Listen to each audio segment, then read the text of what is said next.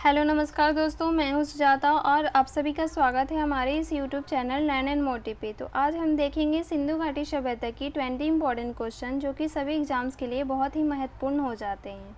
तो चलिए इस वीडियो को शुरू करते हैं। तो हमारा पहला क्वेश्चन है कि सिंधु घाटी सभ्यता कब विकसित हुई थी। तो सिंधु घाटी सभ्यता है जो 2500 ईसा पूर्व से 1750 ईसा पूर्व में विकसित हुई थी। तो इसका सही आंसर क्या हो जाएगा? तो इसका सही आंसर हो जाएगा ऑप्शन नंबर बी। तो अब चलते हैं दूसरे क्वेश्चन पे। तो हमारा दूसरा क्वेश्चन है कि हड़प्पा सभ्यता की खोज किस वर्ष हुई थी। तो हड़प्पा सभ्यता की खोज है जो 1921 ईस्वी में हुई थी और इसकी खोज किसने की थी? तो दयाराम साहनी ने इसकी खोज की थी। और सिंधु सभ्यता में सबसे पहला खोजा गया स्थल था हड़प्पा, इसलिए सिंधु घाटी सभ्यता का नाम हड़प्पा सभ्यता पड़ गया। तो इसका सही आंसर क्या हो जाएगा? तो ऑप्शन नंबर बी इसका सही आंसर हो जाएगा। तो अब चलते हैं क्वेश्चन नंबर 3 पे। तो हमारा क्वेश्चन नंबर 3 क्या है? तो हमारे क्वेश्चन नंबर 3 में है कि सिंधु घाटी सभ्यता का ज्ञान मिलता है। तो सिंधु घाटी सभ्यता का ज्ञान हमें कहाँ से मिलता है? तो इसका ज्ञान है जो पुरातात्विक उत्खनन से प्राप्त होता है। तो इसका सही आंसर हो जाएगा ऑप्शन नंबर डी।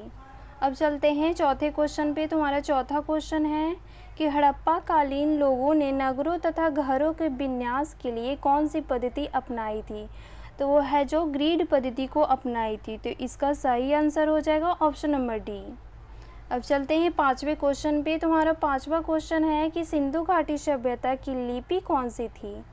तो सिंधु घाटी सभ्यता की लिपि कौन सी थी? तो इसकी लिपि है जो चित्रात्मक लिपि थी, जो लिखा तो गया था लेकिन पढ़ा नहीं गया था अभी। तो इसका आंसर हो जाएगा, अभी तक इसका पढ़ा नहीं जा सका है, तो इसका आंसर हो जाएगा ऑप्शन नंबर डी।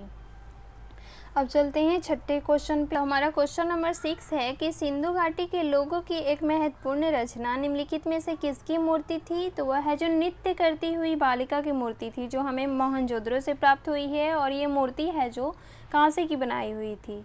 तो इसका सही आंसर हो जाएगा ऑप्शन नंबर बी।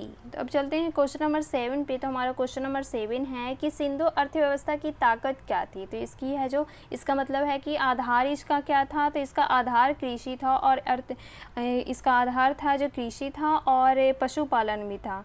सिंधु सभ्यता के लोग ही थे जो सबसे पहले कपास की खेती की थी और ये है जो चावल, जौ और गेहूं की भी खेती करते थे। तो इसका सही आंसर हो जाएगा ऑप्शन नंबर बी। अब चलते हैं क्वेश्चन नंबर 8 पे। तो हमारा क्वेश्चन नंबर 8 है कि सिंधु घाटी के लोग किसमें विश्वास करते थे। तो वो है जो मातृशक्ति में विश्वास करते थे, क्योंकि सैंधव सभ्यता में सबसे ज़्यादा है जो मिट्टी की बनाई हुई स्त्री की मूर्तियाँ मिली है। इससे यह पता लगाया जाता है कि उस सैंधव समाज है जो मातृशक्ति में विश्वास करता था। तो इसका सही आंसर हो जाएगा ऑप्शन नंबर बी। अब चलते हैं क्वेश्चन नंबर 9 पे। तो हमारा क्वेश्चन नंबर 9 है कि हड़प्पा की सभ्यता निम्नलिखित में संबंधित है। तो किससे संबंधित है?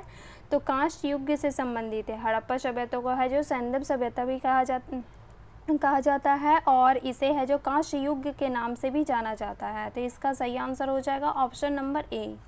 तो अब चलते हैं 10वें क्वेश्चन पे। तो हमारा 10वां क्वेश्चन है कि सिंधु घाटी सभ्यता के लोगों की मुद्रा में किस देवता की आकृति चित्रित थी। तो वह है जो पशुपति थे। वहाँ के मुद्रा पे है जो पशुपति के चित्र अंकित थे। तो इसका सही आंसर हो जाएगा ऑप्शन नंबर सी।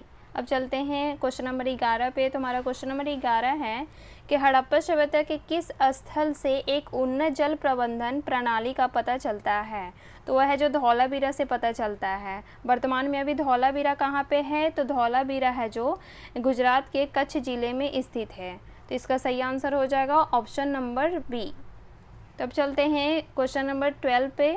हमारा 12वां नंबर क्वेश्चन है कि सिंधु घाटी सभ्यता के शहरों की गलियां कैसी थी। तो वहाँ की गलियां चौड़ी और सीधी हुआ करती थी, जो पश्चिम से पूरब की ओर होती थी और उत्तर से दक्षिण की ओर होती थी और एक दूसरे को समकोण पे काटती थी। तो इसका सही आंसर हो जाएगा ऑप्शन नंबर डी।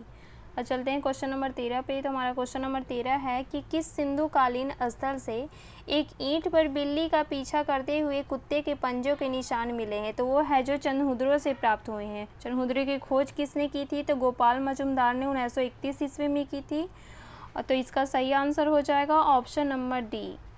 अब चलते हैं क्वेश्चन नंबर 14 पे। तो हमारा क्वेश्चन नंबर 14 है कि निम्नलिखित में से किस स्थान से युगल सावधान यानी कि द्विशव संस्कार यानी कि डबल बरियल का प्रमाण मिलता है। तो वो है जो लोथल से प्राप्त होता है।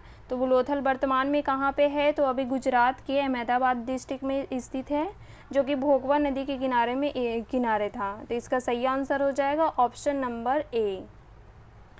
चलते हैं क्वेश्चन नंबर 15 पे। तो हमारा क्वेश्चन नंबर 15 है कि हड़प्पा कालीन सभ्यता का विश्वास यानी कि विशाल कोठार यानी कि अनाज संग्रह करने का स्थान कहाँ पर मिलता है, यानी कि अन्नागार कहाँ पे था? तो मोहनजोदड़ो से प्राप्त हुआ था, और मोहनजोदड़ो से ही विशाल स्नानागार भी प्राप्त हुए हैं। तो इसका सही आंसर हो जाएगा ऑप्शन नंबर ए। हमारा क्वेश्चन नंबर 16 है कि सिंधु घाटी की सभ्यता में घोड़े के अवशेष कहाँ से मिले हैं? तो वो है जो घोड़े के अवशेष है जो सुरकोटदा से प्राप्त हुए हैं। तो वर्तमान में अभी सुरकोटदा कहाँ है? तो वो गुजरात के कच्छ जिले में स्थित है।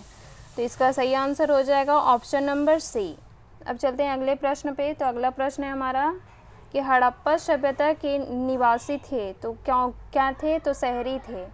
अगर पूछा जाए कि आर्य समाज कैसा समाज था, तो वो है तो ग्रामीण समाज था, और हड़प्पा सभ्यता है जो वो शहरी सभ्यता था।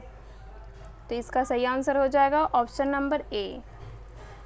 हमारा अगला प्रश्न है कि अमरी जो हड़प्पा सभ्यता का एक स्थल है किस प्रांत में स्थित है? तो वह है जो सिंध प्रांत में स्थित है। तो इसका सही आंसर हो जाएगा ऑप्शन नंबर बी। हमारा अगला प्रश्न है कि सबसे पहले कौन सा हड़प्पा कालीन स्थल खोजा गया था? तो वो है जो हड़प्पा खोजा गया था, सबसे पहले हड़प्पा खोजा गया था 1921 ईस्वी में खोजा गया था, और इसका है जो दयाराम साहनी के नेतृत्व में इसे खोजा गया था। तो इसका सही आंसर हो जाएगा ऑप्शन नंबर ए।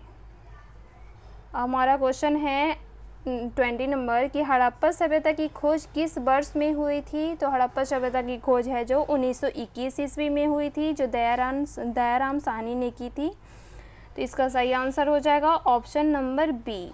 अगर वीडियो अच्छी लगी हो तो वीडियो को लाइक और शेयर करें। अगर हमारे चैनल पे आप नए हैं तो चैनल को सब्सक्राइब करें। तो चलते हैं, जब तक के लिए धन्यवाद। मिलते हैं अगले वीडियो में।